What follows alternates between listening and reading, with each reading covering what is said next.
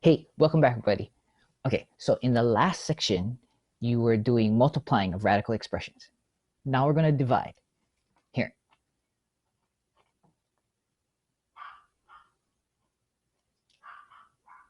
Okay, so there are a couple ways we could do this. We could simplify the fraction and then square root the result, or we could square root the parts. Like, for example, I could square root the 16 and square root the 9. Square root of 16 is 4. Square root of 9 is 3. There you go. Yeah, it's like a division problem. Really, we're working with fractions. Let's try it again.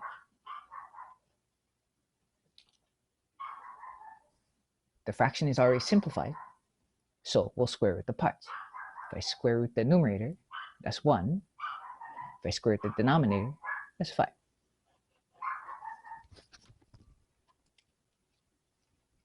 Let's make it a little more challenging.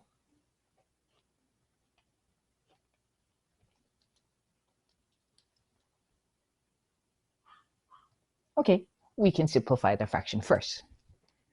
18 over 32 can simplify to 9 and 16. Both numbers divide by 2. Okay, we simplified the fraction. We didn't square root anything yet. Now look at the parts. We can do them separately. Square root of 9 and square root of 16. Square root of 9 is 3. Square root of 16 is 4.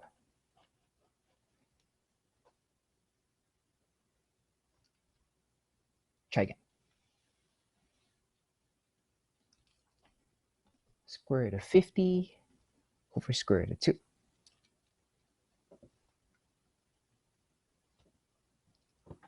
We can simplify the fraction. 50 over 2 is 25. We didn't square root anything, we just simplified the fraction. We can square root this now.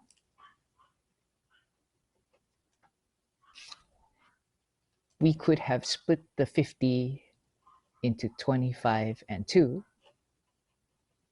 The 2's cancel. That would give us square root of 25, which gets us back to 5. So yeah, there's a bunch of ways of doing this. Here, let's make it more challenging. Square root of 42x to the 4th over 7x to the 2nd.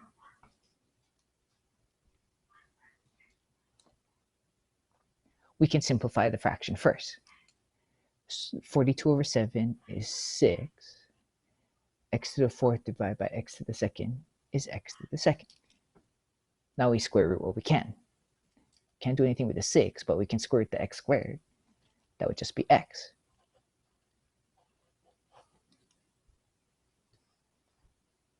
Okay, try this one. Radical 5 over radical 7. Okay, we can't simplify the fraction. We can't square root either number. Okay, new rule. You cannot have a radical in the denominator. The denominator cannot be irrational. It has to be rational. So, in order to fix this, we need to multiply. Whatever we multiply to the denominator, we'll multiply to the numerator, and that'll rationalize the denominator. So, what should we multiply by so that we get rid of that radical in the denominator? Here.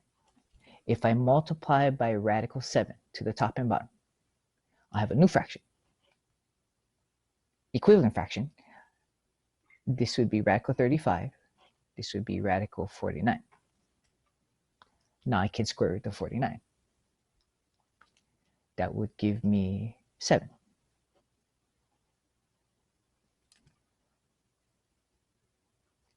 And that's it.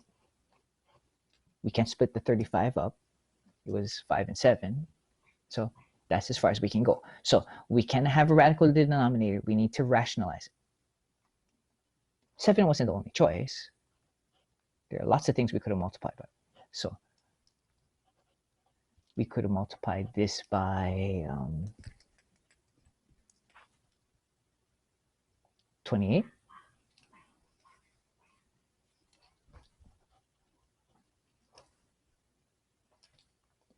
This would give you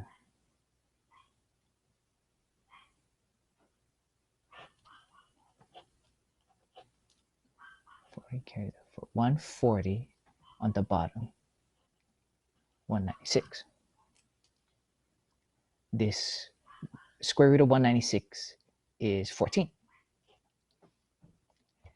If I simplify the 140,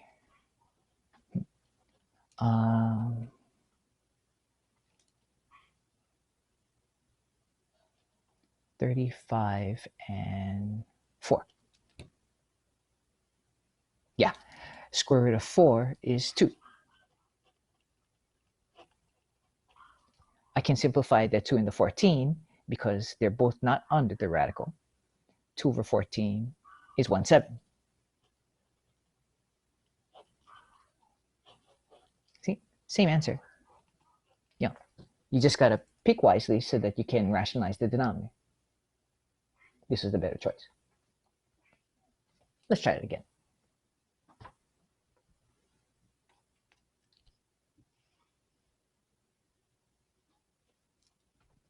Eight over radical 6. You can't divide. 8 is not under the radical, 6 is. We can't have a radical in the denominator. We need to rationalize. We need to multiply top and bottom by something so that it rationalizes the denominator. Okay, let's try 6. The top is 8 radical 6. The bottom is radical 36. We can square root of 36 now. Square root of 36 is 6. We can go further. The 8 and the 6 can be simplified. That would be 4/3. Radical 6.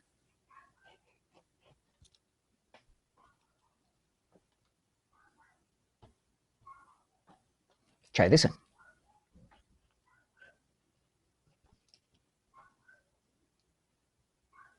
The x and the y, you can't divide. You can't have a radical in the denominator. We need to multiply top and bottom by radical y. This will give me radical xy in the numerator. The denominator is radical y squared. Now I can square root the y squared. That's just y. The top would be radical xy. We can't go further. This y is under the radical, so it's a radical y. You can't cancel with the y. This is as far as we can go.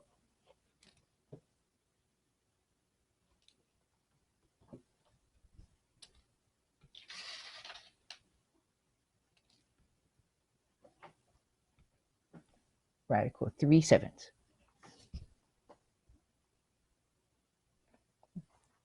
Yeah, if you look at it separately, this is radical 3 over radical 7.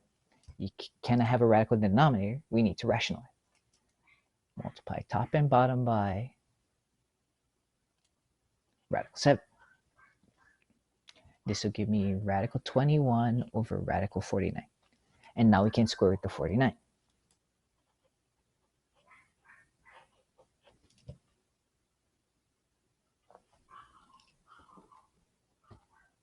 A little more challenging. Radical 5/8. You can't have radical in the denominator. So we will multiply top and bottom by, okay, we can multiply by radical 8. That'll give us radical 40 over radical 64. Now I can square root the 64.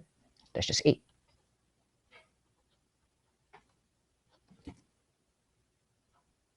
E is not the best choice though. Let's try it again. Whatever you multiply by, as long as we can square root the denominator, we're fine. I wouldn't have picked 8. I'd have picked 2. That would be square root of 10 over square root of 16. Square root of 16 is 4. Wait a minute. The answers don't match though. We should have matched. In this one here, we can go further with the radical 40. I can split the 40 into 4 and 10. I can square root the 4. That's 2. So 2 radical 10 over 8. The 2 and the 8, that simplifies. That's 1/4. See, we end up in the same place. You just got to pick correctly. I mean, the square root of 8 is fine. You just had more steps. So long you pick something that'll rationalize the denominator, you're good.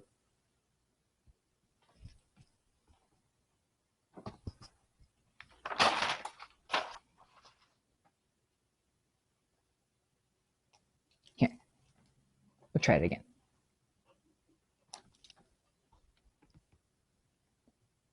What should we multiply by so that we can rationalize the denominator? Got a lot of choices. 27 is okay, not the best choice though. Here, let me show you. I can split the 27 up. That might be an easier way to go.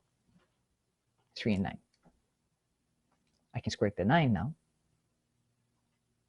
That would be 3. So square root of 2. Now what should we multiply by? 3. That would have been the better choice. So that's square root of 6 on the top. This would be 3 square root of 9. The square root of 9 is 3. So square root of 9, square root of 6 over 3 times 3. So that is 9. If we had done it here, if we had known to multiply by square root of 3, this would have been square root of 6 over square root of 81. The square root of 81 is 9.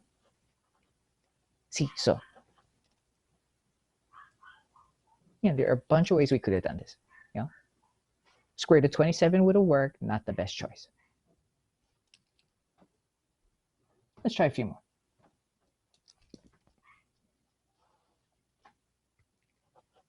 Radical 5 over 2a. Can't simplify the fraction. You can't have a radical in the denominator. So what should we multiply by so we rationalize the denominator? 2a works. That'll give me 10a in the numerator and radical 4a squared in the denominator. That'll be 2a. The top is still radical 10a. We can't simplify. The 10 and the a are under the radical, 2a are not. So you can't cancel. This is as far as we can go.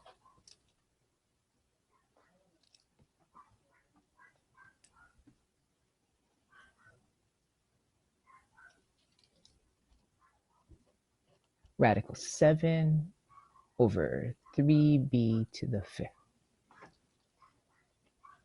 The fraction can be simplified.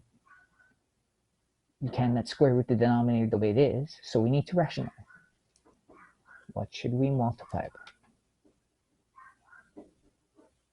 3b to the 5th is okay. Not the best choice. 3 for sure. I should just multiply by b. The top will become 21b. The bottom, 9b to the 6th. I can square root that now. Radical 21b over 3b to the 3rd. We can't do anything with the numerator. That was 7, 3, and b. And we cannot cancel because one is under the radical, the other's not. This is as far as we can go. Let's try one more.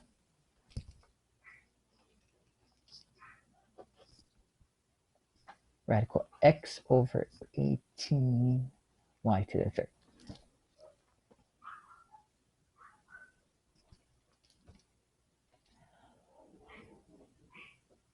I can't square root anything here. I'm going to simplify the denominator first. The 18 can be split into 9 and 2. Y to the 3rd is y squared and y. I can square root those. So on the top I have radical x,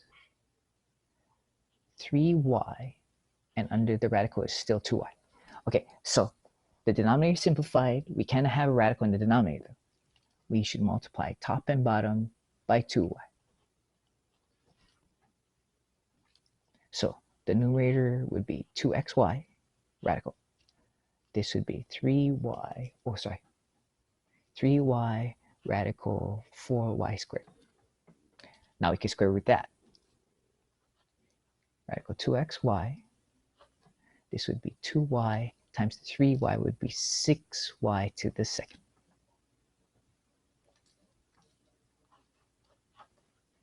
If you look at the original problem, I don't know if it's obvious, had we multiplied by 2y, the numerator would be 2xy. The denominator, 18 times 2 is 36. Y times y to the third is y to the fourth.